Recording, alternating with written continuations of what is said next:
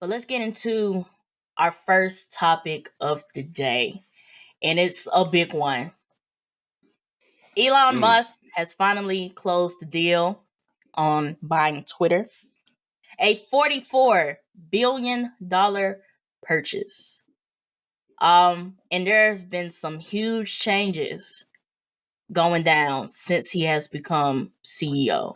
He's fired 3 executives. They have laid off roughly 3,700 employees out of the 7,500 that they had. He's talked about lifting Twitter bans on people who have been banned. Um, One of his plans is to create a content moderation council with widely diverse viewpoints. And with his other plans for Twitter, he has announced that he is going to be selling blue checks on Twitter for $8 a month. The Blerd mob get verified. We get verified. So the question, the hot take is paying $8 a month for a blue check worth it? Let's get into it. So you said a lot, but I'm going to address that hot take. I'm going to say yes. Because the main folks I seen complaining don't even got blue checks. And my whole thing I'll also say is I don't know Twitter verified system, but I know like on Instagram, if you try to go verified, you got to submit like proof of being in like an article or a newspaper, all types of stuff just to validate your identity. And the thing is, you got to get to a certain status to even have proof of evidence like that. Mm-hmm. So I don't know how far Twitter is going with their verified once Elon alters the system, but paying $8 a month to let other people know that I'm the person you're trying to see. This is the brand or the business that I represent, and I am me. I feel like that's kind of worth it, especially since he said that $8 a month from all the verified users will go towards actually funding the Twitter content creators who are bringing in the money. Because right now, the way he talked about it, seems like they losing money at Twitter. So I thought it Yeah, was a nice cycle of it was a nice economy. I saw that. The counter arguments that I saw is that you get into people who we've seen on Twitter, people making fake accounts pretending to be the original source Mm-hmm. of it. So my biggest example of this is that when the Ant-Man trailer dropped, Marvel Studios had dropped it, and then it was another Twitter account called Marvel Studios, but they added an extra I in their name. And but if you don't, really analyze it, you would think that they were Marvel Studios. So Mm-hmm. it might, the counter argument is, what if that account buys them a blue check and everybody, and now if you don't pay attention, you would think that that's the actual Marvel Studios account instead of the verified one. So it went in. That was one of the counter arguments of my um thing is I guess it's going back to what being verified on Twitter meant. Because now we had the old interpretation and now we have the new interpretation. The old interpretation was like, you know, this is a reliable source. This is who, and then for celebrities, this is the official Rihanna account. This is the official Beyonce account. Or this is the or if when it came to news sources, if they had the blue check, then you know that the information that they have is credible, versus you have some blog sites that don't have the blue check, which gives you that caution that this information could or could not be true. So then, but then we go into the new interpretation of it, where we're looking at it is that you get the blue check, you official. Like, I'm big shit with having this blue check.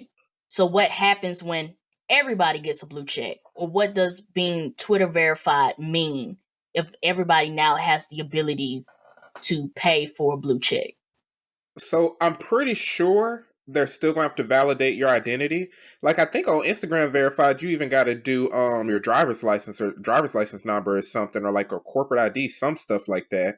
So if they still make it to where you have to provide a lot of information to verify who you are, verify that you're the industry, I don't think it would really upset nothing. I don't think anybody's going to be able to hop on Marvel and be like, "Hey, we're the real Marvel," unless people don't pay attention. Yeah, Plus, it's like companies like that and the actual celebrities who got money, they ain't gonna be afraid to throw $8 a month for Twitter. that's Plus, if he even makes them pay. he Because I guess my counter argument to that is what happens to people who are already verified. he said they're gonna have to pay too, or they lose it. Okay. So if he makes them pay and say they don't, I don't think a fake, for example, we was talking about. I don't think like a fake Beyonce is going to be able to pay for Twitter Blue. I mean, not Twitter Blue, verified and be like, I'm the real Beyonce, and they don't have any information, no articles, nothing to prove who they are. Like I'm even pretty sure that previously verified accounts. I'm pretty sure, like Elon's a tech guy. He done I already been a CEO for multiple companies. I'm pretty sure they're going to have a system that is like, this is a previously verified person. Their subscription just ended to even keep track of that stuff. I guess the way he promoted it. Now, if they have something on the back end, a process, if they continue to have the verification process, and they are just opening the door that if you pay this money, you can go through this verification process and get you a blue check. But I guess the way that he promoted it was like, yeah, y'all pay $8 and get a blue check. You know, no, he it didn't come. The message didn't come with, oh, you still gotta, be verified, or this is the process, etc., etc. It just sounded like pay $8, come get this blue check. See, the way I read it, the way I understood it, it was like everybody who already got a blue check, if you want to keep it, you finna pay for it. But I didn't ever get the idea that everybody who just finna make a spam account, fake accounts, and all that is just finna have easy access to a blue check. Regular people may have easier access, but I don't know how that's going to work. I don't know if it's like license number. Do you got to provide, similar to Instagram, you got to show that you was in an article, your old Facebook pages. I don't know how that's going to work. But I don't know. It's going to build up Twitter's economy. He also talked about other benefits like priority on messages and some Yeah, other and stuff. replies, you get less ads, things like Mm-hmm. that.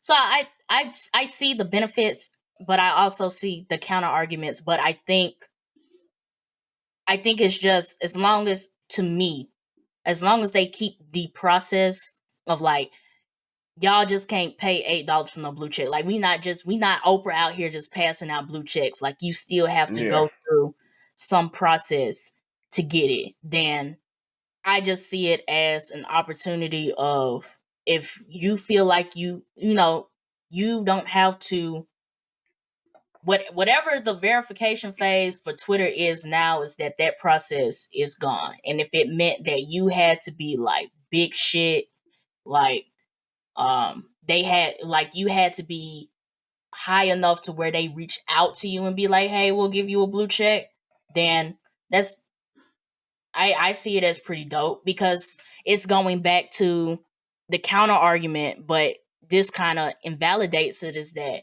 you have so many people online pretending to be other people. Like, this is your chance to hop on it and be like, I nah, am who I am. right, Mm-hmm. and go ahead and get that blue check, to know that not only that, you know, you're credible, but like, they know that when I tweet from my account with a blue check, this is me. I said this shit. Ain't nobody said this shit for me. You know? Now, how do you feel now? We understand how industry works. Mm-hmm. When one company does something, all the other companies in that industry going to do it. We was talking about in the last episode with getting rid of the charging ports and aux jacks with Apple, and all the other phone companies follow through. What would happen if Meta says, "Hey, Facebook and Instagram, y'all want a blue check? Better pay for it." What happens when TikTok? Hey, do TikTok even got verified accounts? Yeah, they do. And You can get a blue check. what if TikTok be like, "Hey, you want that check? Gotta go on and pay. Now everybody I got like $30 total subscriptions to make sure they is who they is on all but platforms. but I guess it would depend because along with Elon's statement of paying $8 to get a blue check, it also came with benefits. Mm-hmm. So is Meta going to give me a blue check with some type of benefits? Is TikTok going to give me a blue check? And when I post something, they push my content to the forefront because we know how the TikTok algorithm works. If I give TikTok money for this blue check, is my content going to be prioritized when I post something? Or with Instagram, if I get a blue check, do I still have to pay to promote my shit? And or or do I have more customization options when it comes to my business profile and stuff like that? So it really, like, Makes sense. I don't mind if Meta, TikTok, all these other companies came out with, hey, if you pay this amount of money to be verified, I would look at the benefits. And if the benefits are worth it, then I don't see a problem with, going out and buying a blue check because I get these benefits. Especially with being a content creator, you have to look at the benefits of paying this money to get this blue check is going to give that push that your content needs. Why not? Exactly. But I will say, Meta, the way they handle Instagram's blue checks, I don't be on Facebook enough. They pretty much give those same benefits. Like, if you go to any blue check person's account, you're going to see like all the 20 blue check folks who done commented 3 fire emojis and a you lit, bro. And then after those 20 comments, it's the regular people, it's the peasants. Mm. So Meta already somewhat offers that. And I think aside from like trying to get Twitter some money, it seems like Elon really trying to get their advertisements together because he was putting out tweets to advertisers saying, "Hey, it's not going to be anarchy up in here. We still moderating," and a whole lot of other stuff. So I'm interested to see where he goes with this because he is a businessman. Like him or hate him, he ran SpaceX, he ran Tesla, and they're still wildly successful. Yeah, I've seen a lot of comments about basically this app is gonna go, and I'm not seeing any positive feedback with how Twitter is going. But I think it might just be one of those things, and we've talked about this with the Warner Brothers Discovery partnership, merger, that this may be one of those things that we just have to wait and see. But I would say that besides the blue check announcement, like some of this news isn't all positive, like the layoffs. I've seen people on Twitter, like I've seen retweets of people who used to work at Twitter talking about how they got laid off, they got locked out of their computer and things like that. And I mean, like, business is business, but I guess with everything being so public, it's not looking like it's positive at the moment. Not saying Well, that it won't be positive, but Well, that's part of the issue with how people are presenting the information because it depends on where you're going. Because when you look at the Twitter email, it mentions like today's your last day working at the company. However, you'll be employed by Twitter and receive compensation and benefits through February 2nd of the next year, which a lot of companies, they do have layoffs where they have mhm. severance plans. And then I don't know how valid this is, but Elon also tweeted everyone was offered 3 months of severance, which is 50% more than what's legally required. And I And think he's that's fine, but I think it's the way I saw that, but I also saw that people were getting locked out of their work emails and their work computers 12 hours, 8 hours before even getting that email. So, yes, you got fired and got these benefits, but at the same time, it's how. I think the big thing is it's, how they did it. it's like I can Because, see it, but because but I'm just but like, I guess putting yourself in their shoes, like your job, because you work remote, right? You wake up one morning, you can't log into your computer, your badge not working, you don't know what's going on. but and but Nobody's telling you nothing or anything like that. And then 12 to 8 hours later, after you didn't sat there confused of why you can't log into your computer, then you get an email saying that you've been laid off. And yes, they gave you all of these benefits, but it's kind of like, it's okay. like it's like morally, I see the issue. Like Mm-hmm. morally, I see how that can upset some people and hurt their feelings. But ethically, he still went above and beyond in terms of like the severance packages. And then two, a lot of companies, this is what you come to expect. Every CEO, every new company founder, when they move in, other folks move out, they bring their people. Even below executive levels, if you work at any corporate company, even when a program manager comes in and is over a whole new project, he's like, or she's like, or they're like, hey, these are my people. I've worked with them. I trust them. They're coming in. This is the new person to handle the financials. This is the new person to handle IT. You other folks, y'all got to find something else to do. Like, it sucks, Hey but at the Ryan, same time, it's business. do me a favor right quick. What's up? Cut your mic down. You is Got, screaming in my ear right now. oh, bet. My bad. Still sound good? Yeah, you good. But yeah, it's business. Like morally, I definitely see why people get upset, but it's like ethically, like it's November, December, January, February. You're still on the payroll, still getting benefits, can still apply for a new job. I mean, that's as good I as it get mean, compared to other jobs. I get it. I get it. I think I'm just looking at the moral aspect. Like, if I don't know, business is business. Maybe they were trying to get. I don't know. I just see it's like it's a whole bunch of chaos going down at Twitter headquarters right now, and it could have been that everybody was supposed to get a formal email, and maybe somebody else got the wrong message that they was supposed to shut everybody's stuff off. And then it's like, why you didn't shut everybody's stuff off? We wanted to send them the email first. So I can see it from that point of view too, with like all of these changes happening and all of this information not like being in one spot or coming from one person, or the people who were supposed to be regulating this stuff then got laid off. You see what like? I can Yeah, understand from that perspective that with everything going on, all of these changes coming back to back from Twitter, I can see where some of the frustration is coming from with the yeah, people who work there. and it's also like the fact that it's all over social media kind of, I would say, alters what's really going on anyway. Because the Mm-hmm. fact that it's a whole social platform, everybody talking about it, you got Forbes, Business Insider, Washington Post, like everybody's talking about this. Mm-hmm. So it's like half of it is like, do we even know what's going on in Twitter? Because this could have been some IT guy's fault.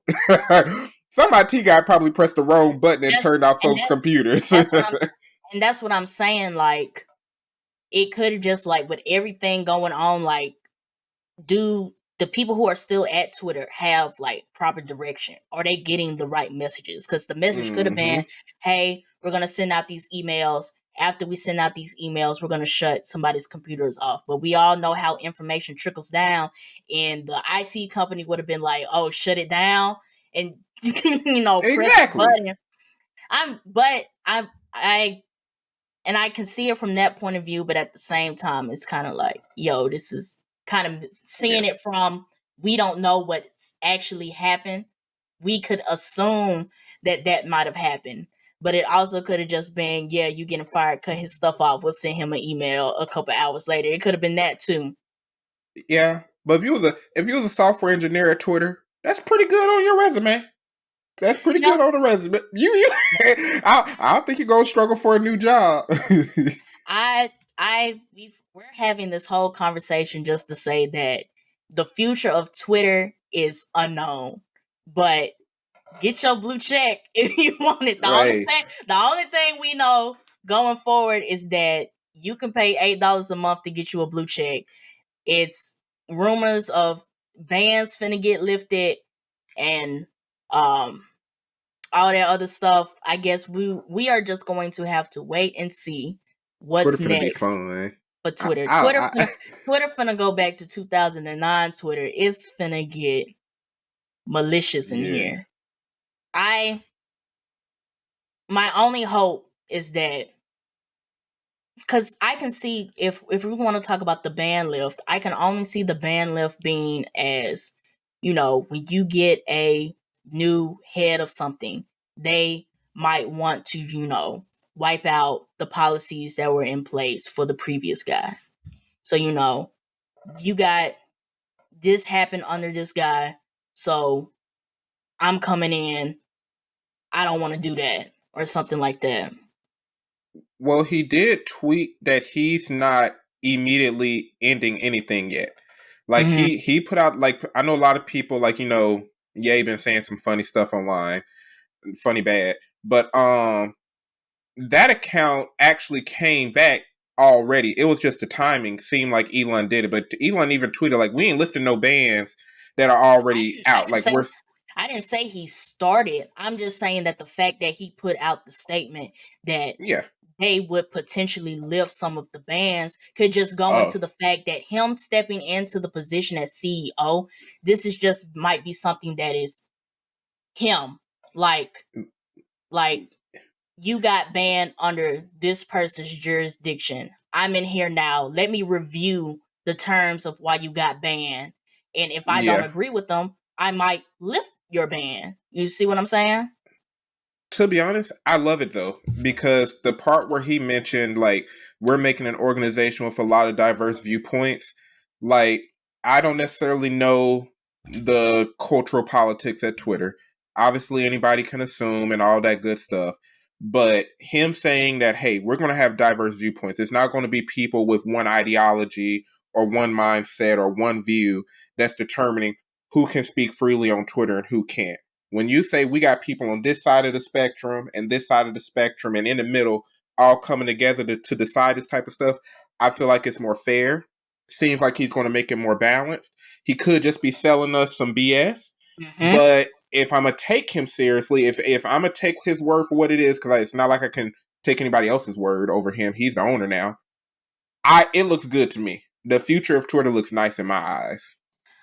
It seems questionable to me because I would like to know what is Elon's definition of diverse. And Yeah. I would like to know what if he's going to go in as CEO, if he's going to change some stuff around. I'm interested to see what's going to be changed Mm-hmm. as it comes to, because we have, and we've said this before, we have free speech, but there's also you also have consequences following behind that. So yes, you are pushing your ideology that Twitter is going to be this area of free speech, but what's going to be your policies in place when people go and say some off the wall stuff? Well, then that's the funny part, because it's like that's always been the rule.